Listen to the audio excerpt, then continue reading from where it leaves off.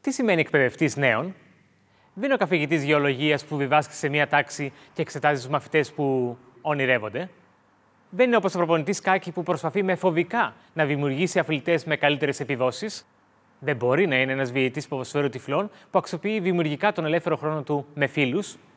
Είναι εύλογο λοιπόν το ερώτημα: τι είναι ο εκπαιδευτής νέων στη μη τυπική μάθηση και γιατί υπάρχουν ευρωπαϊκά προγράμματα νεολαίας?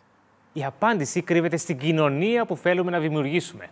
Ο εκπαιδευτής νέων πιστεύει πως τα μυαλά των νέων είναι σαν τα αλεξίπτωτα. Πρέπει να είναι ανοιχτά και δεν είναι βοηθεία μόνο για γνώση, αλλά σπίρτα για να πιάσουν φωτιά.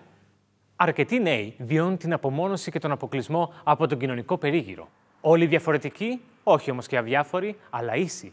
Και ο ρόλος του εκπαιδευτή είναι να βρει εκείνο τον τρόπο μάθησης που ταιριάζει στον κάθε νέο για την ένταξή τους ανεξάρτητα από το διαφορετικό υπόβαθρο. Με άλλα λόγια, ο εκπαιδευτής εμπνέει για τις πανανθρώπινες αξίες, ώστε οι νέοι να επιβρούν και εκείνοι στον κόσμο γύρω τους. Δουλεύοντας τοπικά, αλλάζουμε τον κόσμο. Ο εκπαιδευτής νέων χρησιμοποιεί καινοτόμα εργαλεία ώστε να κεντρήσει το ενδιαφέρον των νέων και να συμμετέχουν στη μαθησιακή διαδικασία της μη τυπικής μάθησης. Η μεθοδολογία της μη τυπικής μάθησης δεν αποτελεί κομμάτι της τυπικής εκπαίδευσης. Παραμένει όμως δομημένη με στόχους και μαθησιακό πρόγραμμα. Ανάλογα με τις ανάγκες συγκεκριμένης ομάδας νέων, ο εκπαιδευτής μπορεί να στοχεύσει στην εκπαίδευση ανθρωπίνων δικαιωμάτων, μη τυπική περιβαλλοντική μάθηση, εθελοντισμός, λιώνοντας το διαπολιτισμικό παγόβουνο και όλα εκείνα τα πεδία που απασχολούν την τοπική νεανική κοινωνία.